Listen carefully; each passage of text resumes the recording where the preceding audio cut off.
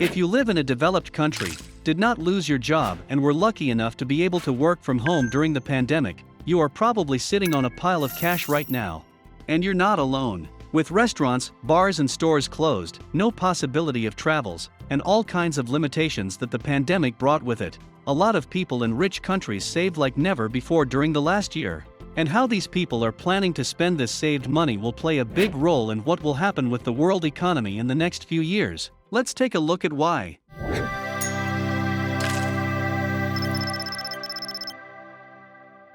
While many people lost their jobs and suffered during the COVID pandemic, the fact remains, the reduced opportunities to spend money combined with furlough schemes, unemployment benefits and stimulus checks led to rising household incomes in the wealthier countries during 2020. This created a weird situation, a recession with people accumulating cash at the same time. Research done by the magazine The Economist in 21 developed countries showed that in the first 9 months of 2020 people saved $6 trillion. Had the pandemic not happened, households would have saved $3 trillion. In total, the pandemic meant an excess of $3 trillion saved in 2020. How this money is spent will be a determining factor in shaping the post-pandemic world economy. If this excess money is spent all at once, the first world GDP growth could jump 10% in 2021. This number is so high that not even post-war recovery recorded anything even close. But if that happens, things could not look like a boon, but more like a big bust. This amount of sudden growth rarely comes as a benefit and would be followed by inflation. Worst-case scenario, long-term high inflation. That's why a lot of economists are questioning the size of stimulus packages and central bank actions around the world.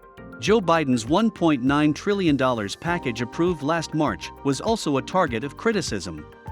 One of the first to speak out against the size and scope of the stimulus plan was Larry Summers, Treasury Secretary to Bill Clinton and a former top advisor to President Obama. For him, the stimulus package combined with the amount of money that part of the population saved in the last months can create a very unstable scenario for the United States economy with high inflation and eventually even a recession.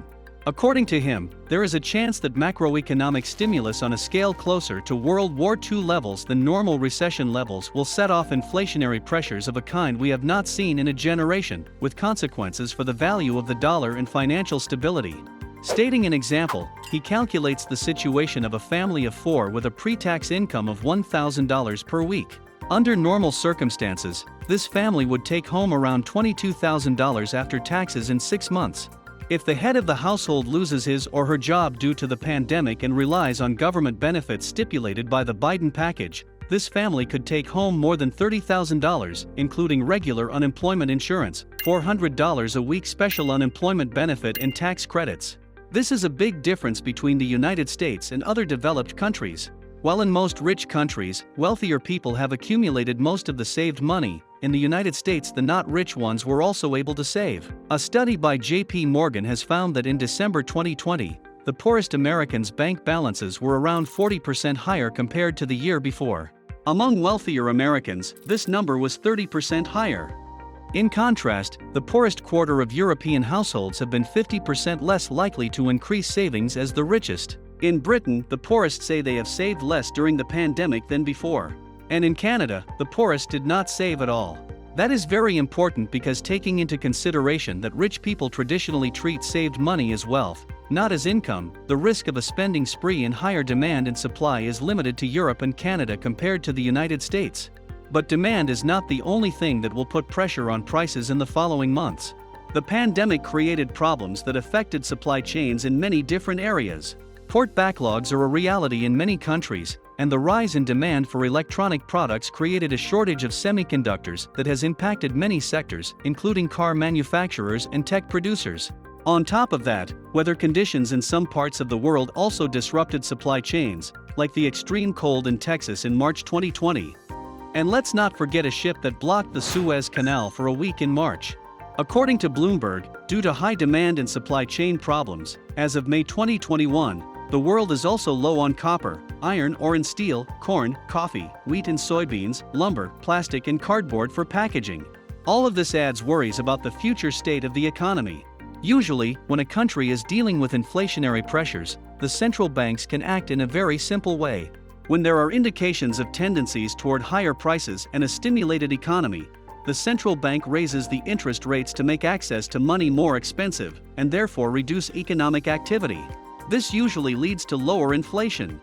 When the economy is slowing down, it does the opposite, reducing the interest rates and flooding the market with cheap money. In this case, a little bit higher inflation is usually registered.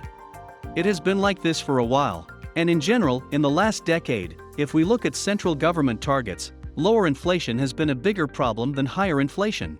But as the economies start to reopen, some fear that the circumstances of excess money combined with supply chain disruptions might make the work of central banks controlling inflation through interest rates much harder. In the end, there is no way to escape inflation when there is too much money chasing too few goods. And signs of higher prices are starting to be everywhere. The United Nations estimation of global food costs rose for a 10th month in March 2021 to the highest since 2014. U.S. consumer spending on goods was up nearly 10% in January from a year earlier, according to the Commerce Department. Demand for new houses in the United States is so high that in March 2021 almost half of new listings are selling within a week of hitting the market, according to Redfin, a real estate brokerage. Annual price growth reached 17%. This is the highest growth since 2012. The Fed already announced that the U.S. economy should recover faster than previously projected. And the recovery of global output returned to pre-lockdown levels by December 2020. This was much faster than in the aftermath of the financial crisis in 2008. Right now, it's pretty clear that inflationary pressures are growing, but it is still not clear to what extent, for how long, and how the Fed will react to it. These variants are decisive to the state of a post-pandemic world. Greg Mankiw, a Harvard economist, considers that inflation will become a problem only if consumer prices grow more than 3% a year for the next 5 years. For Jason Furman, a former Obama administration economic advisor, if consumer prices stay between 2.5 and 3.5% higher per year, it would already create problems. Janet Yellen, the Treasury Secretary, has said that she doesn't see these signs as a problem. She hit back at critics in February 2021, asserting that the United States has the necessary tools to deal with inflation should the need arise. Those tools are also a source of worry. If they drastically raise interest rates to control inflation, for example, this could set off a new recession domestically and affect the whole world. Past examples are still fresh. Remember the Great Inflation of the 70s? Interest rates were raised to 20%, unemployment skyrocketed, and a recession followed. Higher interest rates in the United States could also mean difficulties for developing countries. A hike in rates combined with a strong dollar will probably mean an outflow of capital from emerging markets, followed by recessions and difficult times. If it happens, this could be a big disaster for economies already struggling to recover from the pandemic fallout. The reality is, as economies slowly reopen and people spend their saved money in stimulus checks, the demand for certain goods and services will exceed supply and generate higher prices. Right now, most economists seem to agree on that. But the long-term effects of this phenomenon depend on how long it will last and how the United States will react. And depending on what happens, the consequences will be felt everywhere. And the world economy, so used to low inflation controlled by central banks' interest rates, might never be the same again. So that's it for this video. What comes next after the stimulus packages and the pandemic? We hope you liked learning more about how our world will look in the following months.